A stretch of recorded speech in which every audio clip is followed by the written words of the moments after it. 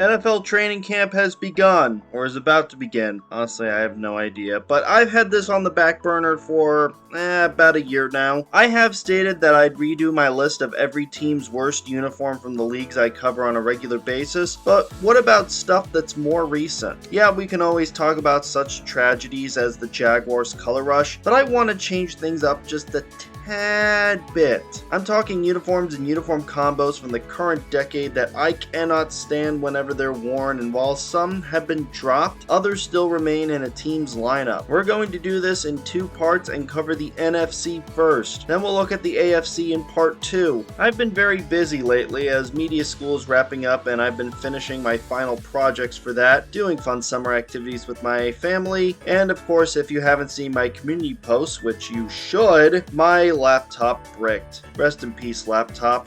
You did well. So in the meantime, I've had to use my wife's laptop, and I thank her for that. So the rule to qualify is simple. The uniform in question has to have been worn at least once since 2020, and of course this should go without saying, but I must state it anyways. This is completely subjective in my opinion. I don't expect our opinions to exactly align. Does that sound good? Okay. So here's every NFL team's worst uniform since 2020 NFC edition. Chicago Bears Color Rush. The blue on blue combo was first shown in 2002, and since then I thought it was awful. The Bears home isn't the kind of jersey that looks good with matching pants. It should only ever be paired with white pants, and I will not hear otherwise. And then in 2016, Nike made the genius move of making it an official uniform designation with the advent of the failed Color Rush program. So they were required to wear it on Thursday Night Football, at least for just 2016 and 2017. The classic white on white look, or polar bear look, was always just okay in my eyes, probably due to road whites that are paired with matching pants being commonplace. But blue on blue, simply too much. It looks like pajamas, and up until their wildcard win against Green Bay, they had never won a game while donning this combo. No joke, but when I saw them trot out onto the field wearing these in the playoffs, I legit got triggered.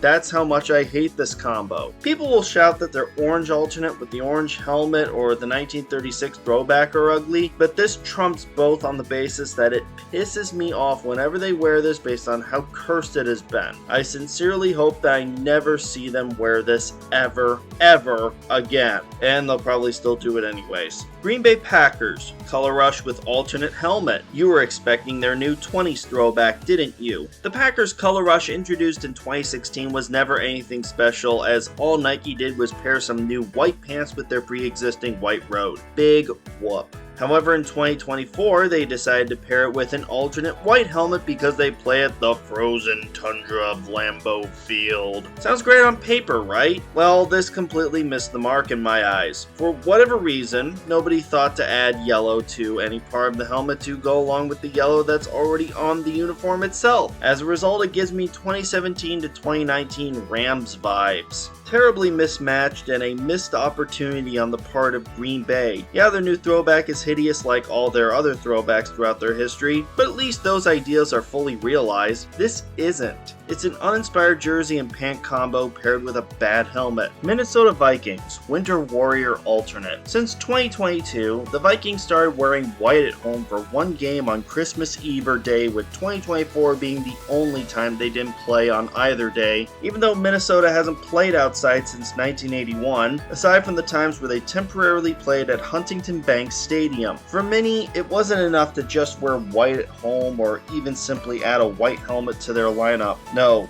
everything had to be white out, and wow, does this look bland. I'm not a fan of silver on white because it blends in too much, washing out any detail the uni has. Nike also for some reason felt the need to eliminate the TV numbers on the shoulders, which makes everything look empty on this. I guess it does give the vibes of a whiteout, but I get the feeling that this was a fashion jersey that someone felt the need to promote to the team's lineup. Detroit Lions Gray Color Rush. I've never been a big fan of gray as a main color outside of baseball road road jerseys. It's just a dull color devoid of excitement. So logically, when the Lions came out with a gray-heavy redesign in 2017, they also brought along a gray color rush as well. Nothing about this ever looked dynamic, and man is it a bland color. I don't understand why gray became the trendy color of this decade. It's no wonder black is trendy again like it was in the 90s and 2000s. This combo would be later paired with an alternate blue helmet featuring a throwback logo, which looked cool on its own but was mismatched on the color rush. Honorable mention goes to their current all-blue look and the ridiculous decision to not have a stripe on the blue pants. Takes what could have been a cool redesign and ruins it, but that's for another video. New York Giants 2024 Century Red throwback.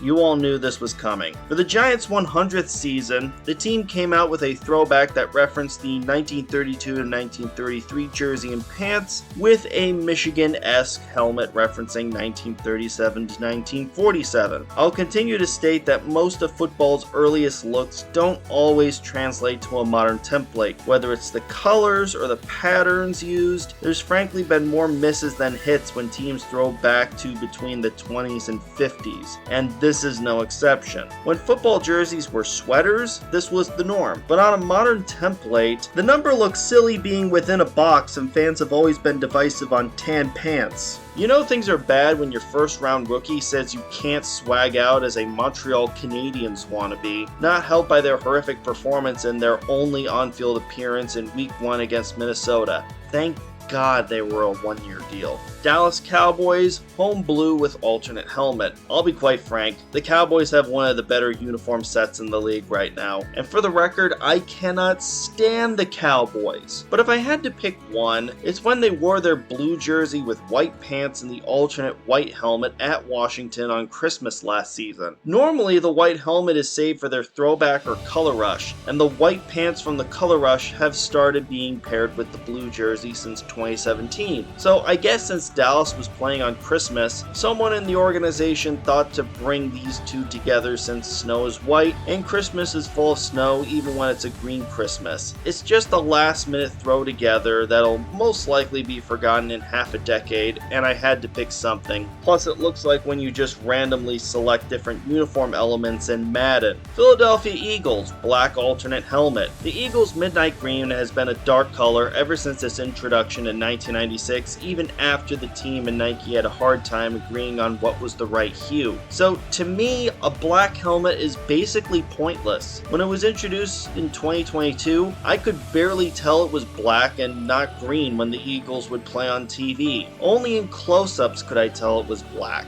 I remember the 2024 season opener in Brazil, or last season on Monday night, both against Green Bay by the way, when the Eagles wore their black helmets with their white jerseys and black pants. Oh, you couldn't tell those helmets were black and not green either? That's the point I'm trying to get at. The green they use is so dark that there's no point to having a black helmet. It's nowhere near as noticeable as when they wear their green jerseys versus their black jerseys. Honestly, in my eyes, the Eagles are better off having the Kelly green helmet as their only alternate helmet.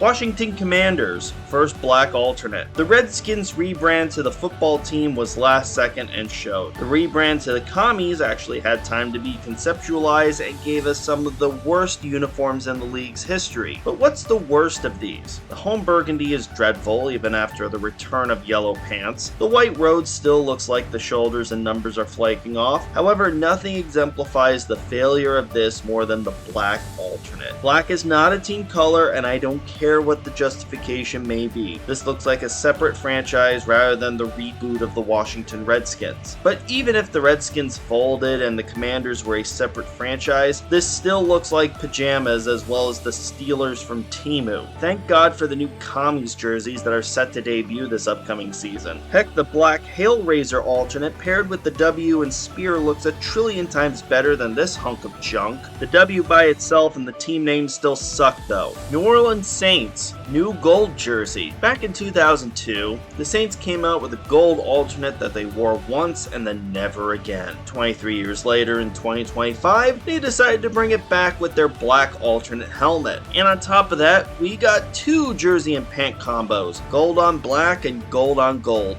Glorious. Gold was never meant to be the main color of a jersey because it's either so gaudy that it makes the polyester appear to be satin, or the quote-unquote gold looks more like beige than anything else like it is here. This is not gold. Why do teams with gold in their color scheme keep doing this? For the record, the Jaguars' color rush is still uglier in its Dijon mustard glory. This, by comparison, is a boring khaki mess. I'll give them some credit that they tried to spruce it up with the black helmet and made a good decision when they initially paired this with black pants, but then did the gold color rush look later in the season anyways. Just gross. Carolina Panthers color rush. Carolina has always been solid even after switching to a Nike template in 2019, resulting in the TV numbers significantly shrinking, but man did going all blue never look right. This jersey combo actually went MIA from 2018 to 2022 until making a return in 2023. Now I dig the processed blue jersey, that's what the Panthers call it, and the processed blue pants by themselves, but together? No.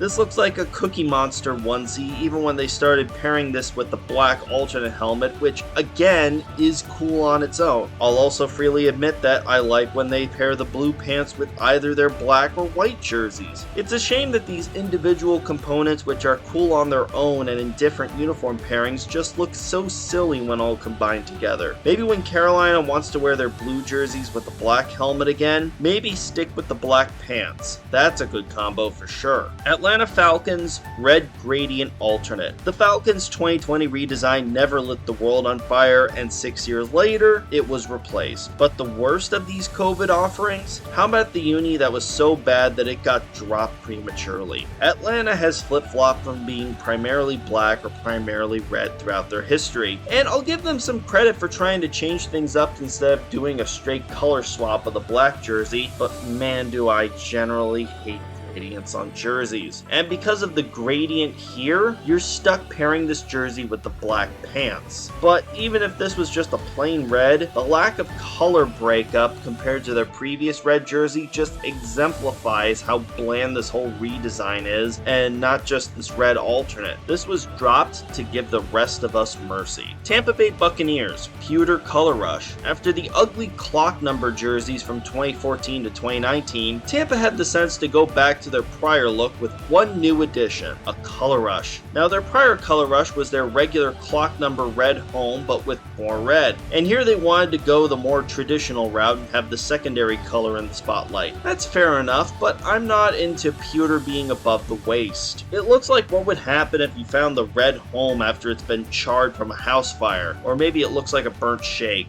And even so, it looks drab and boring compared to their usual strong tasty red. Good call on Tampa to replace this with the road throwback. Los Angeles Rams bone alternate with blue pants. LA's bone alternate originally started life as their road jersey until it got demoted in 2022 for good reason. It's been highly criticized by many fans. I personally also never liked the Rams blue pants as they look out of place in this lineup. So for my least favorite combo, it's mashing these two weak elements together like the world's most pathetic version of the Wonder Twins. The bone jersey looks infinitely sweat-stained, and this jersey slot would have been better suited for either a yellow alternate or even a throwback. It's the only one with TV numbers, but they look tacked on at the last second just on the side. And the blue pants? They managed to look like sweatpants in every application, and it's not different with the bone jersey. Thankfully, with the uniform tweaks that LA came out with for this upcoming season, both the bone jersey and blue pants are absent, though too bad most of the other elements stayed the same. Seattle Seahawks green alternate with blue pants. The defending champs green color rush has been highly criticized, but I'm definitely in the minority when I say I like it. However, when they decide to pair it with the blue pants, that's when I start to join the haters. When the Seahawks do this, it immediately puts me in mind of their first take on a green alternate from 2009, arguably the worst jersey in franchise history. That, and it looks jarring pairing a brightly colored jersey with such dark pants. Just keep this jersey paired with the green pants.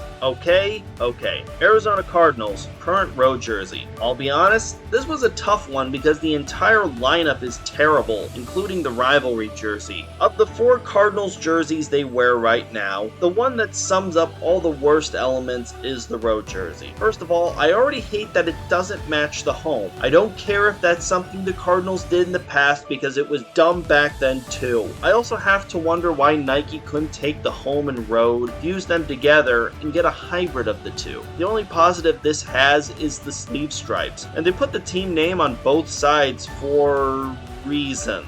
I really don't know. Blank shoulders look ridiculous. Put some numbers up there. Does that mean we'll get ads up there like the XFL did this summer? I hope not. They also only pair this with white pants, and on the field, the whole attire looks blank as if you forgot to detail your custom Madden team. There's just nothing to this. San Francisco 49ers. 2025 rivalry jersey. Now, this is the second time the Niners have tried an all-black alternate. The first one lasting from 2015 to 2017 as their color rush. Still the worst uniform in franchise history. This one is actually better. I'll be frank, I like this one, but I have to choose something. So I went with this. I love the number font on this jersey, and the color combo is perfect. Good call to have more gold on this than on the previous version. But there's one problem. What does this have to do with the city or region? The descriptions on the official team site pretty much boil down to, we thought this was all cool, and it is, but it makes no sense to the Bay Area. I guess this means they've got a black jersey just like their other Bay Area brethren, so TLDR, it's a good jersey that doesn't nail the assignment. Plus, when your competition is some of the best looks ever, it's tough from the word go. That'll do it for part 1. Check in for part 2 where we will look at the AFC teams.